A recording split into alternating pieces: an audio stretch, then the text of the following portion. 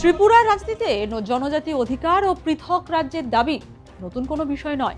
তবে সেই পুরনো দাবি যখন ক্ষমতাসীন বিজেপির জোটসঙ্গী একটি দল আবার প্রকাশ্যের সামনে নিয়ে আসে, তখন স্বাভাবিকভাবেই প্রশ্ন ওঠে, তাহলে কি ত্রিপুরার রাজনীতিতে ফের নতুন করে মাথা তুলেছে ত্রিপ্রাল্যান্ড ইস্যু? রবিবার আগরতলার রাজপথে এমনই ছবি দেখা যায়।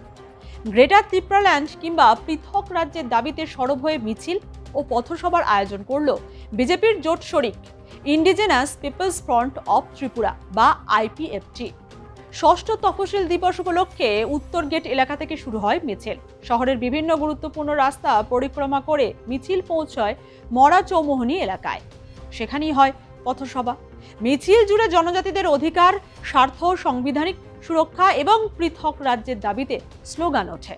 এই কর্মসূচিতে উপস্থিত ছিলেন আইপিএফটির সভাপতি প্রেম কুমার রিয়াং এবং ত্রিপুরা সরকারের মন্ত্রী শুক্লাচরণ নোয়াতিয়া সহ দলের কর্মী সমর্থকরা।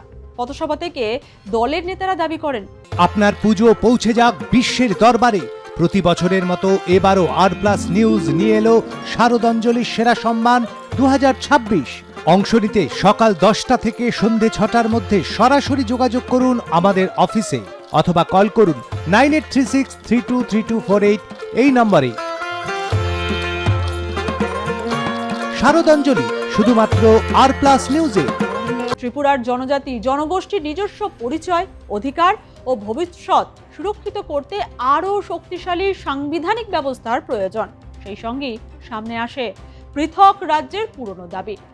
মন্ত্রী শুক্লাচরণ নোয়াতিয়াও জানান, জনজাতিদের অধিকার ও সাংবিধানিক সুরক্ষার দাবিতে আগামী দিনেও আন্দোলন চলবে। পৃথক রাজ্য ত্রিপ্রাল্যান্ড দাবি দিবস প্রত্যেক 23 আগস্ট, সেটা আমরা প্রত্যেক বছরে আমাদের এই দলের আইপিএফটির স্বর্গীয় এনসি দেববর্মা 2009 থেকে শুরু করেছিলেন এবং আজকেও আমাদের দল সেটাকে মান্যতা দিয়ে আমাদের কোর ডিমান্ড সেটাকে আমরা ভারত সরকারের কাছে আমাদের আওয়াজ পৌঁছানোর জন্য আজকে আমরা প্রত্যেক বছরের মতো এই বছরেও আমরা আয়োজন করছি 23 আগস্ট ত্রিপ্রাল্যান্ড দাবি দিবস হিসাবে। যদিও আমাদের সেটা পলিটিক্যালি সেটা আমাদের আন্ডারস্ট্যান্ডিং, আমরা সরকারে আছে বলে আমাদের দাবিকে ভারত সরকারের কাছে পৌঁছানোর জন্য তো আমরা আজকে অ্যালায়েন্সে হয়েছি যে আমরা সরকারে আছে বলে আমরা আমাদের কোর ডিমান্ডকে আমরা ছেড়ে দেব নাকি। আমাদের কোর ডিমান্ড সেটা অবশ্যই থাকবে, দলের কোর ডিমান্ড সেটা অবশ্যই থাকবে, সেটা ভারত সরকারের কাছে সেটা আমরা অনুমোদন পাওয়ার জন্য আমাদের আওয়াজ কন্টিনিউ থাকবে। ধন্যবাদ। এই নিয়ে কি স্বরাষ্ট্র দপ্তর বা সেন্ট্রাল নেতৃত্বের সাথে কোনো কথাবার্তা হয়েছে? যেহেতু আপনারা আগে কথা বলে আমরা গণতান্ত্রিক আমাদের আওয়াজ কন্টিনিউ থাকবে, সেটাই আমাদের আদর্শ।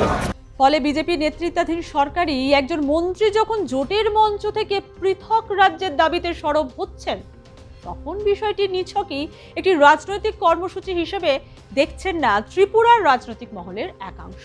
কিন্তু প্রশ্ন হলো, এই ত্রিপ্রাল্যান্ড বা গ্রেটার ত্রিপ্রাল্যান্ড আসলে কি?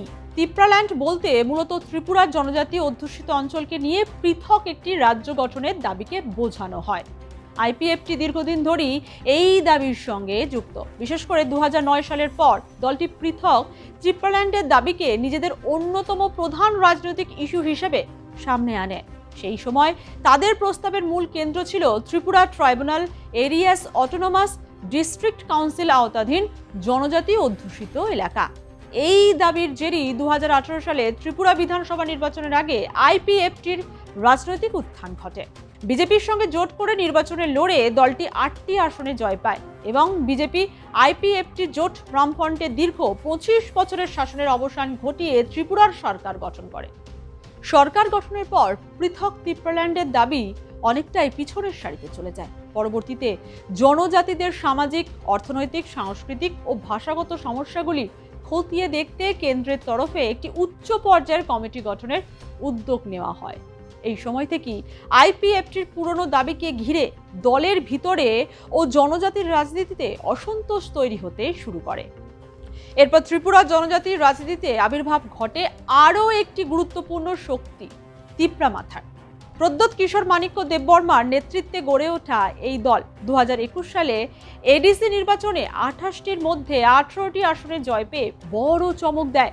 এরপর ত্রিপুরাল্যান্ডের দাবিকে আরও বিস্তৃত রূপ দিয়ে সামনে নিয়ে আসে গ্রেটার ত্রিপুরাল্যান্ডের দাবি।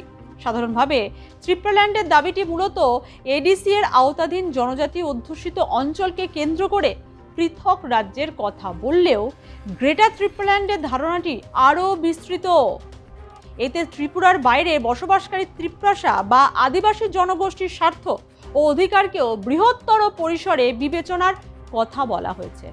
আর এখানেই ত্রিপুরার রাজনীতিতে তৈরি হয় নতুন সমীকরণ। একসময় যে আইপিএফটি ত্রিপুরাল্যান্ডের দাবিকে সামনে রেখে জনজাতি ভোট ব্যাংকে শক্তিশালী হয়েছিল, পরবর্তীতে সেই জায়গার বড় অংশ দখল করে নেয় ত্রিপুরামথা। ফলে পৃথক রাজ্য এবং জনজাতি অধিকারকে ঘিরে রাজনৈতিক প্রতিযোগিতা আরও তীব্র হয়। 2023 সালের বিধানসভা নির্বাচনের আগে গ্রেটার ত্রিপুরাল্যান্ড ত্রিপুরার অন্যতম গুরুত্বপূর্ণ রাজনৈতিক ইস্যু হয়ে ওঠে। এখন আবার সেই পুরনো দাবিতে আইপিএফটির প্রকাশ্য কর্মসূচি যথেষ্ট তাৎপর্যপূর্ণ, কারণ দলটি এখনও বিজেপির সঙ্গে জোটে রয়েছে ও সরকারের একজন মন্ত্রীও এই কর্মসূচিতে উপস্থিত থেকে পৃথক রাজ্যের দাবির কথা বলেছেন। ফলে স্বাভাবিকভাবেই প্রশ্ন উঠছে, এটি কি শুধুই জনজাতি অধিকার ও ষষ্ঠ তফসিলের দাবি নিয়ে প্রতীকী কর্মসূচি, নাকি আইপিএফটি তাদের হারানো রাজনৈতিক জায়গা পুনরুদ্ধারের চেষ্টা করছে? রাজনৈতিক পর্যবেক্ষকদের কাছে আরও বড় প্রশ্ন, বিজেপির সঙ্গে জোট বজায় রেখে পৃথক রাজ্যের মতো স্পর্শকাতর দাবিতে আইপিএফটি কত দূর এগোতে পারবে? ত্রিপুরার রাজনীতিতে ত্রিপুরাল্যান্ড বহু বছরের আবেগ। সেই দাবি সময়ের সঙ্গে গ্রেটার ত্রিপুরাল্যান্ডের মতো বৃহত্তর রাজনৈতিক ধারণার রূপ নিয়েছে। কি রে, তোর বেশ র্যাশ হয়েছে দেখছি। হ্যাঁ রে, কি করবো বলতো, র্যাশগুলো কিছুতেই কমছে না। অনেক কিছু ইউজ করলাম তবুও কমছে না। তুই এম্বার গৌরীদেবী হসপিটালসে দেখাতে পারিস, ওখানে ভালো এক্সপিরিয়েন্স ডার্মাটোলজিস্ট আছে। গৌরী দেবী হসপিটাল, রাজবাঁধ, দুর্গাপুর।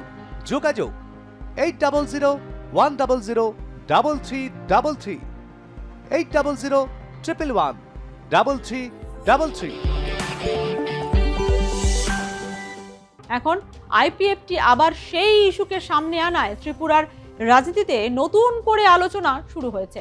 আপনাদের কি মনে হয়, বিজেপির জোটসঙ্গী হয়েও আইপিএফটির এই ত্রিপুরাল্যান্ড ও গ্রেটার ত্রিপুরাল্যান্ডের দাবি আগামী দিনে ত্রিপুরার রাজনীতিতে নতুন কোনো সমীকরণ তৈরি করবে, নাকি এটি শুধুই রাজনৈতিক চাপ তৈরির কৌশল? আপনাদের মতামত অবশ্যই কমেন্ট বক্সে জানাবেন।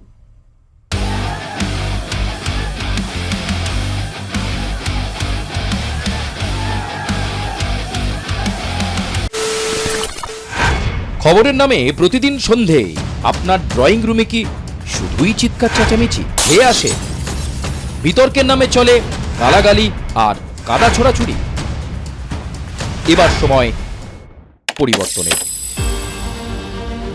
কারণ আমরা কান ফাটানো চিৎকারে বিশ্বাস করি না। আমরা বিশ্বাস করি খবরের সত্যতায়।